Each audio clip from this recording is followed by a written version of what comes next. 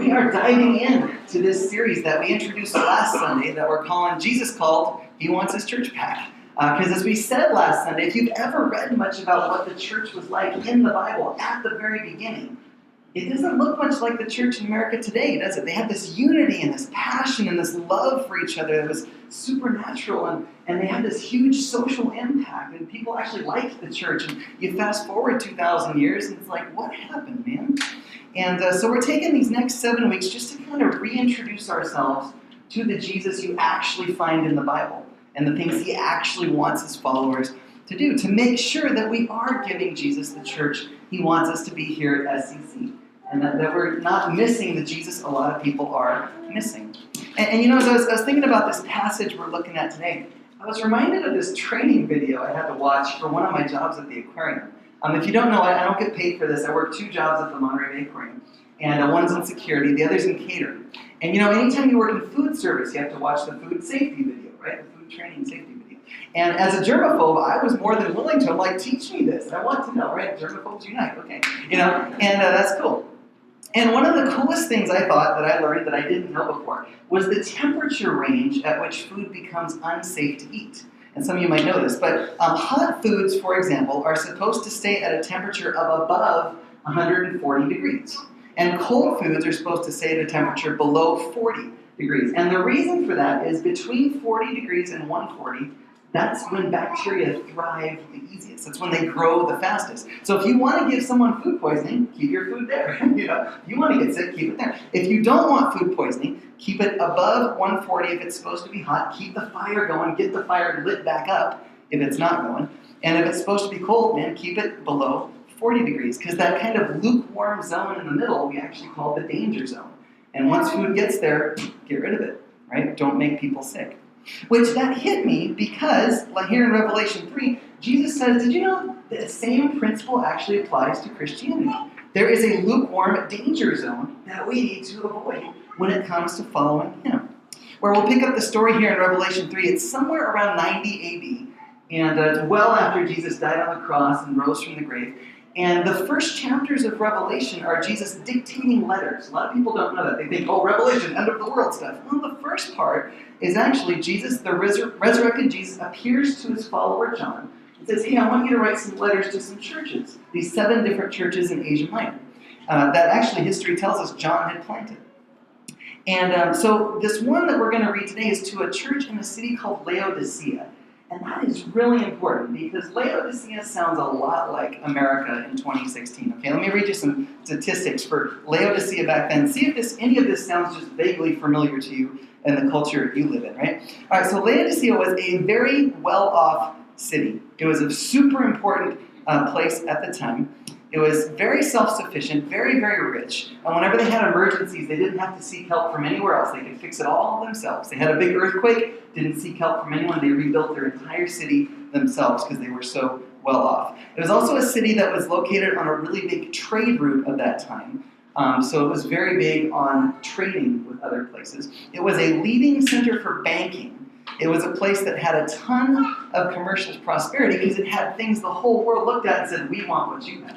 Yeah, that sounds like America, right? In their case, and this will be important, 2 main things. They had this black wool that the whole world went crazy for back then. They'd make clothes out of it, they'd make rugs out of it. It's like, oh, it's the Laodicean black wool. Wow, we got to get some of that black wool. It's like the top stuff.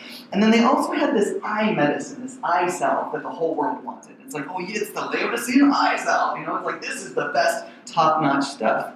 Which made sense because Laodicea also had a medical school there that was very famous. And you think about it, okay, well-off, self-sufficient, big on medicine and medical things, has products the whole world wants, lots of commercial prosperity. Wow, sounds a lot like us, doesn't it? And, get this, the church in Laodicea was even a little extra important because it was the head of these 7 churches in Asia Minor that Jesus was writing to.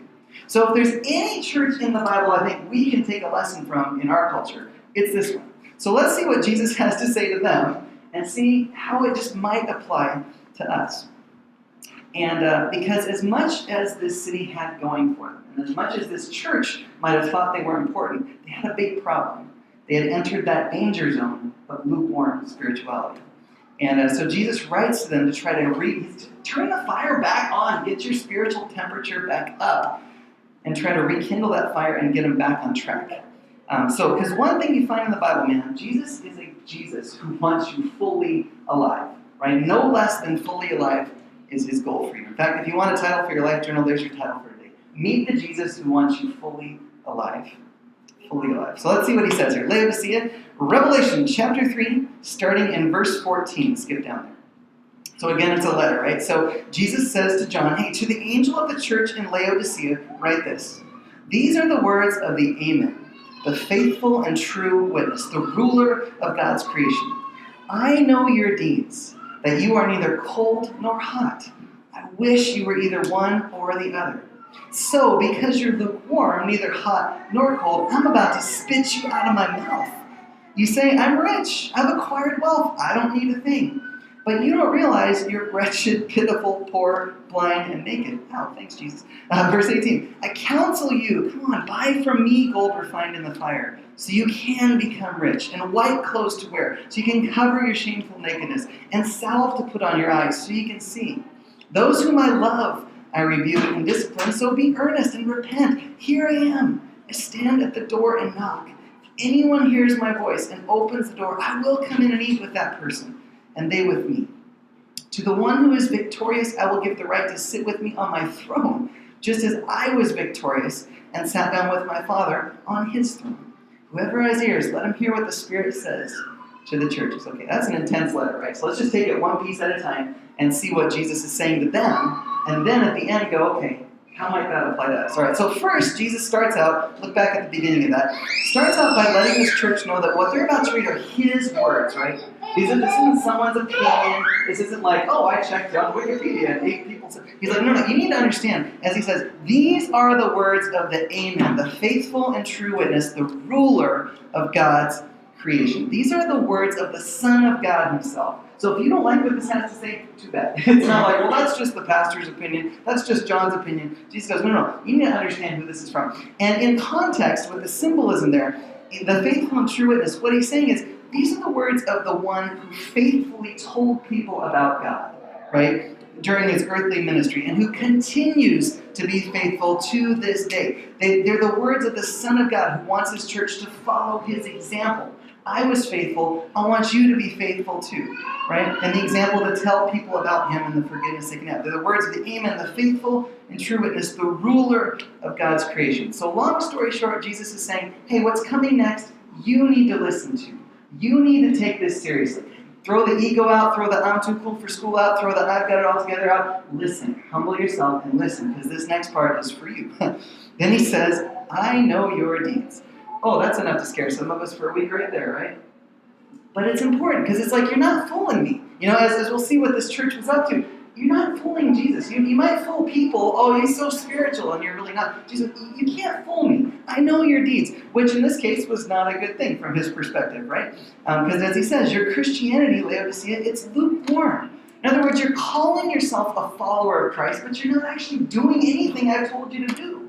You know, I'm a Christian, really? If you were in a court of law, would there be any evidence to prove it? You're not really following me. You're not doing anything. You're not living out your faith passionately or uncompromisingly. You're just kind of this lukewarm blood. You know, you're neither cold nor hot, he says. Which, by the way, that statement would have really hit home for the Laodiceans, because as rich as they were and as much as they had in their city, one thing they did not have was hot water.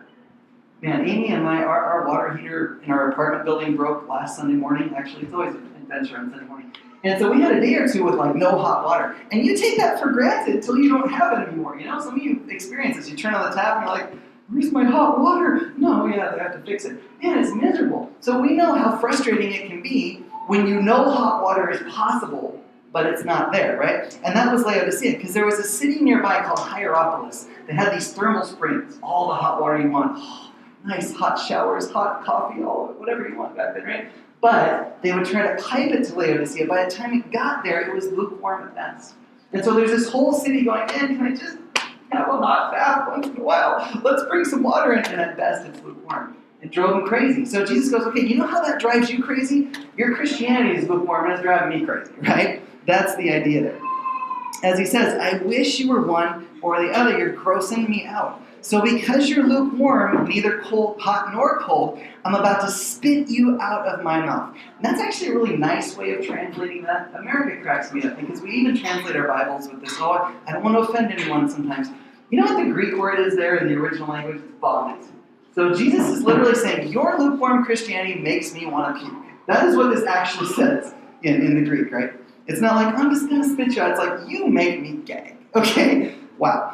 So as he points out there, because they were living this half-hearted, passionless Christianity. They were being ineffective in their faith, and maybe the worst part, they didn't even realize it.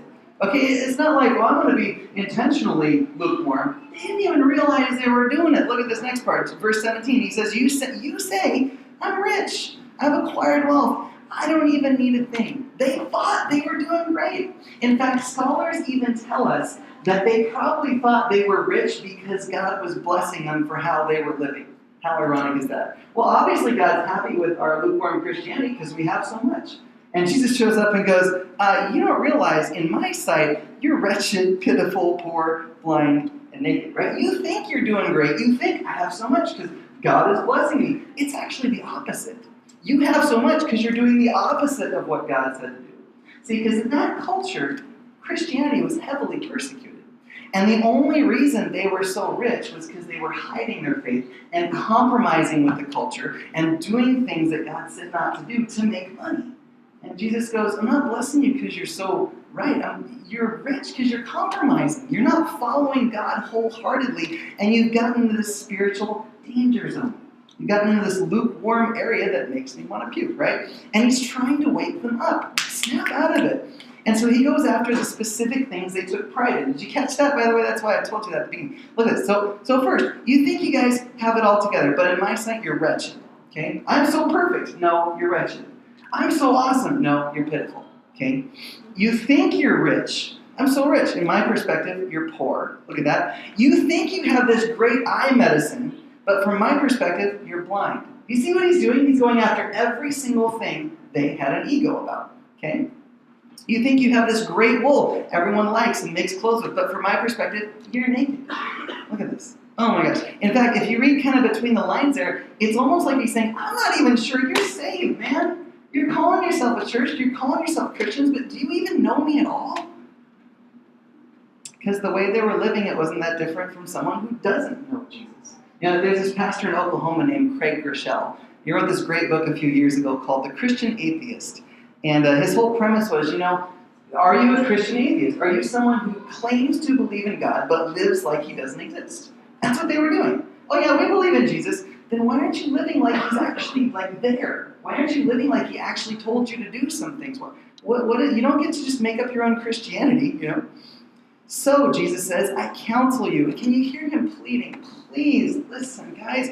I counsel you, beg you, buy from me gold refined in the fire, so you can become rich. Come to me for white clothes to wear, so you can cover your shameful nakedness. Come to me for salve to put on your eyes, so you can see. In other words, Laodicea, make a U-turn. You are going the wrong way spiritually. Make a U-turn. Come to me humbly and honestly. Come to me for true wealth, what really matters here. Right? Come to like gold refined in a fire. That's this idea of gold without any impurities in it. He goes, come to me for wealth that actually matters. Make my values your values again. Chase after stuff that lasts for eternity, rather than chasing this wealth that you have to compromise for. Knock it off, right? Come to me, he says, for my kind of white clothes to wear. Rather than, I got this, man. I got this awesome wool. The whole world wants my wool. Jesus goes, I don't care about your wool. Come to me for stuff that matters. Come to me for white clothes to wear, right? Stop trying to do it on your own with your own ego. Purify your lives his way. Ditch the things that are out of bounds. Come in for the eye salve he can give you. That's symbolic there too, because you guys are so blind. You don't even see what you're doing. Come to me. Let me show you life from my perspective. Let me give you spiritual eye medicine, right? So you can see what you're doing and wake up. Basically, he's saying, just come to me.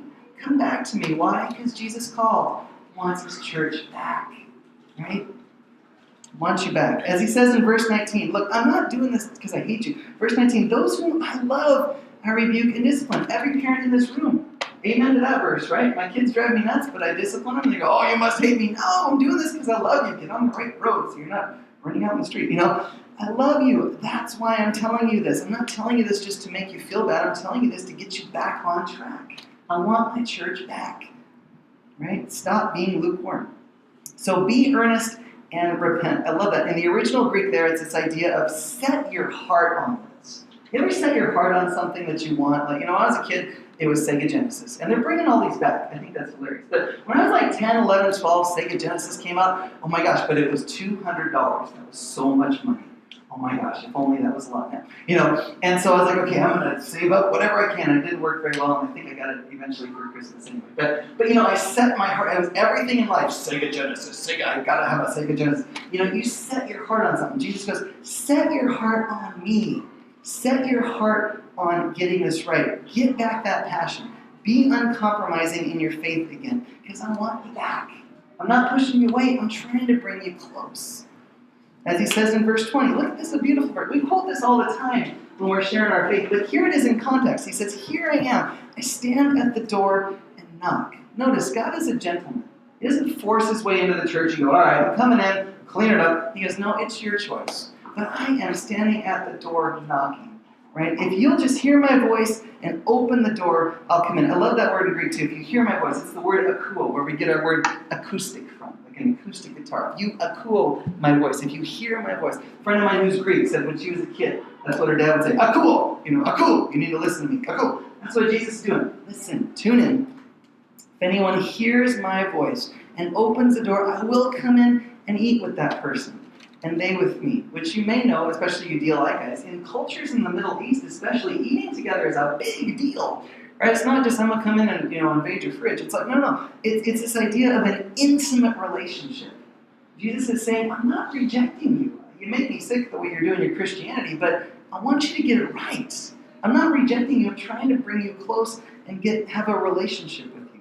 And he's reminding them about that. He's saying, I'm here, just knocking on your door. The door of your church, the door of your life, the door of your heart. But it's up to you to open it and let me in. I don't force my way in.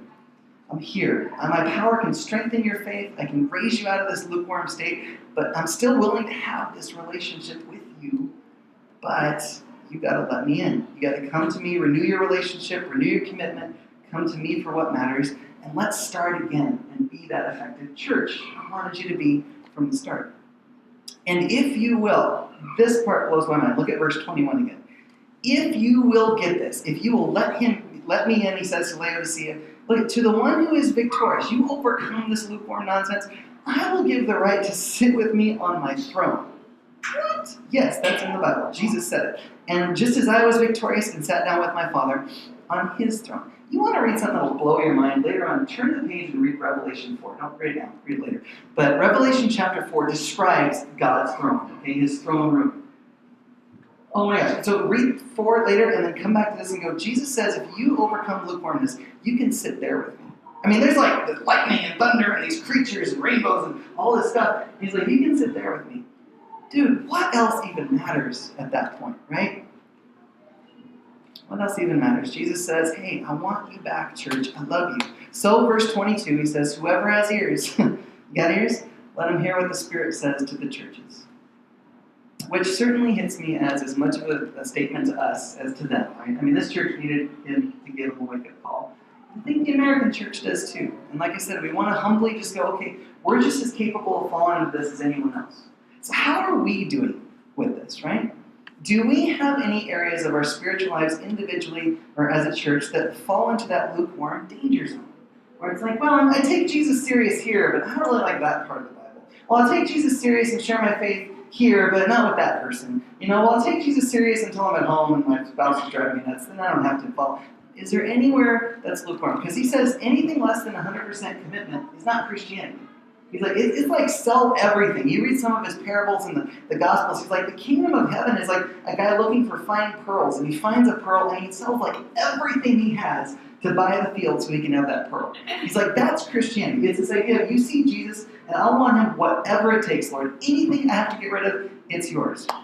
He goes, it's got to be all in. And so if we are lukewarm anywhere, we're going to take a second to pray and just get real with God in a second. But But if we are lukewarm, are we willing to take the solution to that he gives us? Which is simple. It's just come to me. Stop trying to do this yourself. Stop defining your own Christianity.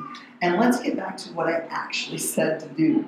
Stop trying to be prideful about what you have and everything's so great. And humbly come to me and follow my lead. Surrender completely. Depend solely on him for the things we need. Make it your priority to stay connected with him. Right? And in those daily times of prayer and listening to his words, make that choice to stay future-focused like you see here. Notice he doesn't dwell on the past forever because you guys haven't been doing great, but I have a future for you. I want you to step into this future. Get my perspective for your lives. That frankly, we're never better off when we're focused on me, right? We're better off when we're passionately pursuing him and his agenda for our lives.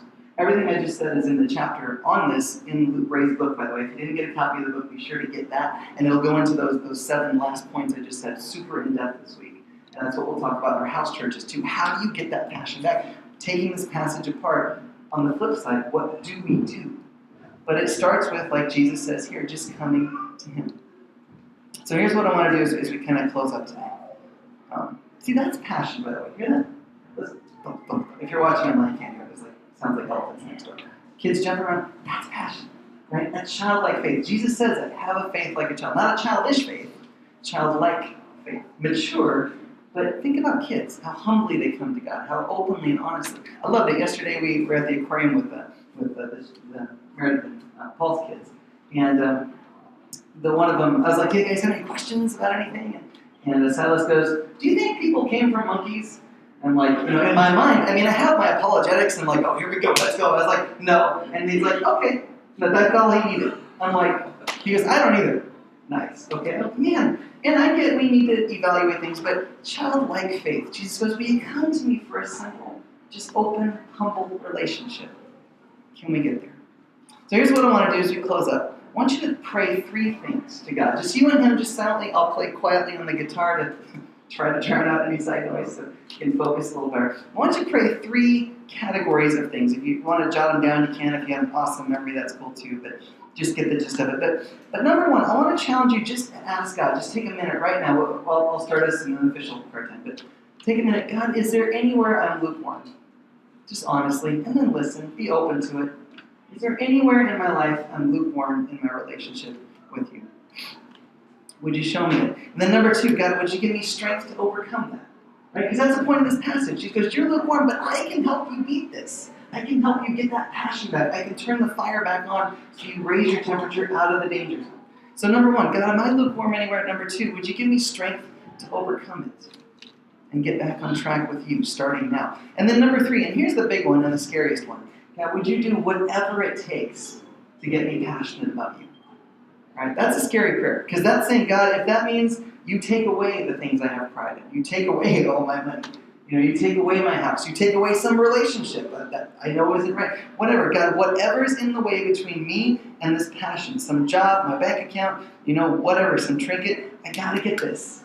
Whatever it takes, God, will you do whatever it takes to get me passionate about you, like you say I should be? Because think about eternity versus like, well, what about all my stuff? Okay, well, your life on earth is like this far, right? And then eternity starts and goes on forever. And Jesus says, so which one are you living for? Which one are you focused on here? This little here? Or are you focused on that? And what I want for you forever? God, am I lukewarm anywhere? If so, would you give me the strength to overcome it? And would you do whatever it takes to make me passionate about you? It's a scary prayer. Only the brave will pray. So let's take some time to pray. I'll play softly on the guitar. And I'll close this up in about a minute or so. Let's take a little time.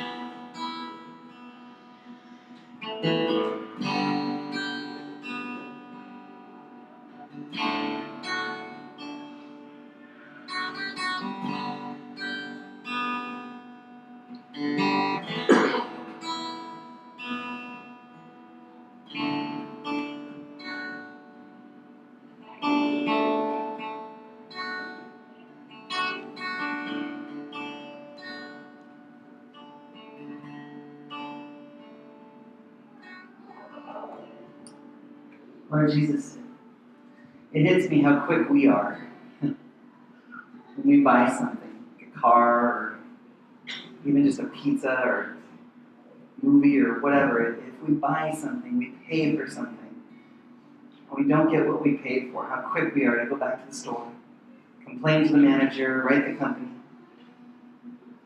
So Jesus, we understand. You paid for the church with your life. Help us to give you the church you paid for. Thank you that you accept us as we are. You love us just the way we are, but you never want to leave us there. It's okay to start out not okay, but you want to move us toward okay more every day.